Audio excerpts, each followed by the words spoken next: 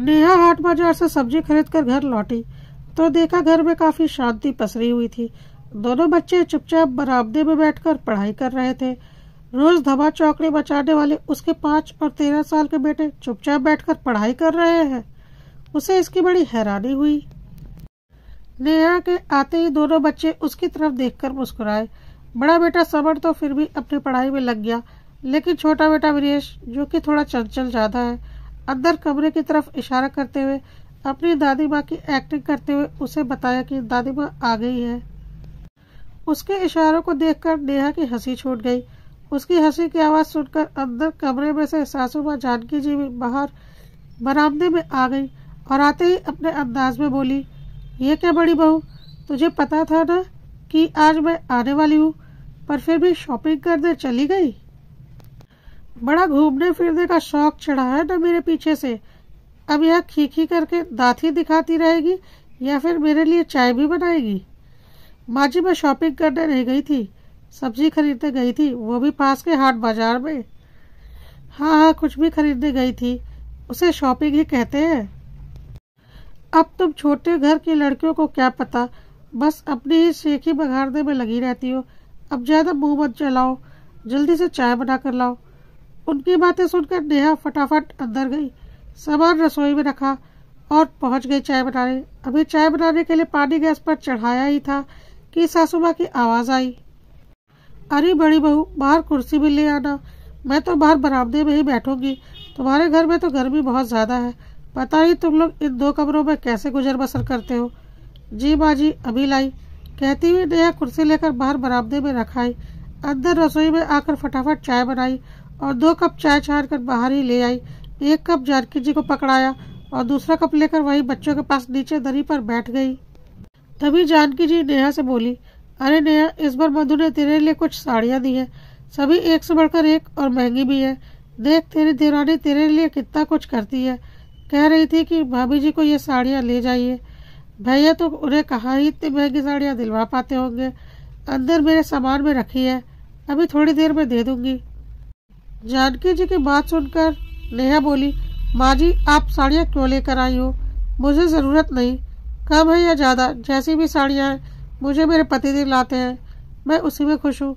उसकी बात सुनकर जानकी जी मुंह बिगाड़ते हुए बोली, अरे कहाँ दिलाता होगा रमन तुझे साड़ियाँ, 200-300 से ज्यादा की तो होती नहीं तेरी साड़ियाँ।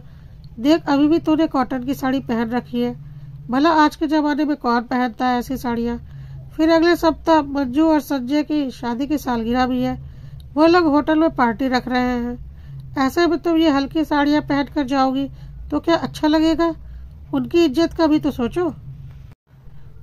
पर माँ जी, बस बस, ज्यादा जबान चलाने की जरूरत नहीं, एक बार कह दिया ना। समझ में नहीं आ रहा तुम्हें? एक तो वो देवरानी होकर भी तुम्हारे लिए इतना सोच रही है और ऊपर से तुम जेठानी की ठसक दिखा रही हो, पता नहीं क्या ईगो लेकर बैठी हुई हो। कहती हुई जानकी जी चाय पीने लगी। नेहा ने भी उस समय कुछ कहना ठीक नहीं समझा, क्योंकि वह अगर जरा सा भी कुछ बोलती तो जानकी जी बात का बतंगड़ बना देती, इसलिए वो चुप हो गई, यह सोचकर कि रमन खुद ही बात कर लेंगे। रमन को बिल्कुल भी पसंद नहीं था कि नेहा माँ या फिर मधु से कोई कपड़े ले।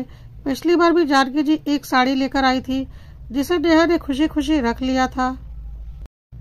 जानकी जी उस दिन ज्यादा देर तक नहीं रुकी थी और रमन के आने के पहले ही वहां से रवाना हो गई थी, इसलिए रमन को इस बारे में पता नहीं चला था। लेकिन जब शाम को रमन घर पर आया और नेहा ने वो साड़ी दिखाई तो उसे देखते ही रमन बिगड़ गया।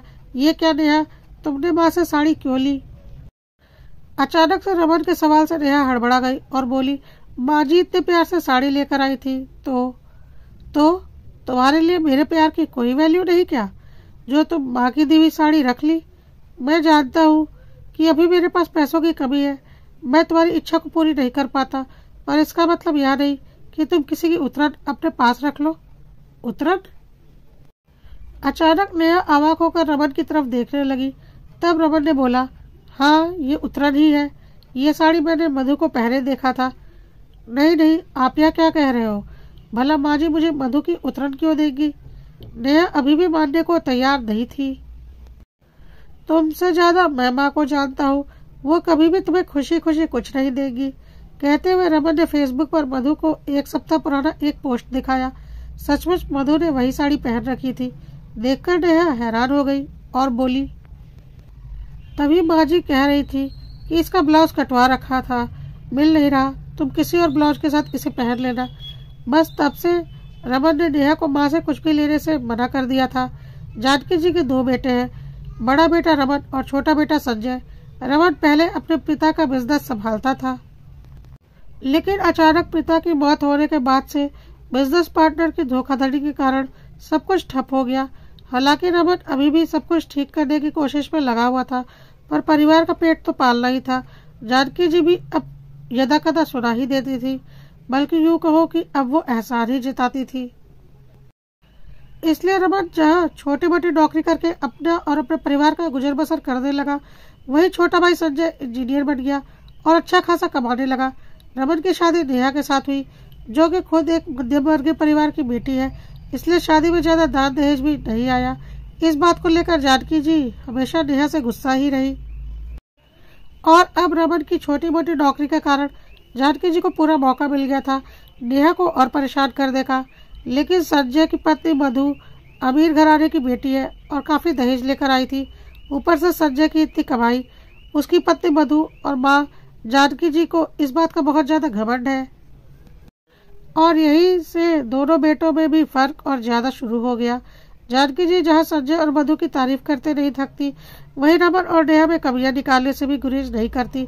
लेकिन उसके बावजूद भी रमन और नेहा अपने परिवार के साथ खुश हैं। पहले सब लोग साथ ही रहते थे, लेकिन जानकी जी के दोनों बेटों में भेदभाव करने के कारण रमन ने अपने परिवार का साथ घर छोड़ दिया और अपने पिता द्वारा बनाए गए इन 2 कमरों के मकान में शिफ्ट हो गया, जबकि जानकी जी अपने छोटे बेटे बहू के साथ उसी बड़े मकान में ही रही। हालांकि वो मकान भी उनके पति द्वारा ही बनवाया गया था। खैर, शाम को रमन जब घर आया तब जानकी जी बाहर बरामदे में ही बैठी हुई थी। उसे देखते ही अपने साड़ी के पल्लू से खुद को हवा करती हुई बोली, अरे रमन, तू आ गया बेटा। कैसे रहता है तू इस घर में?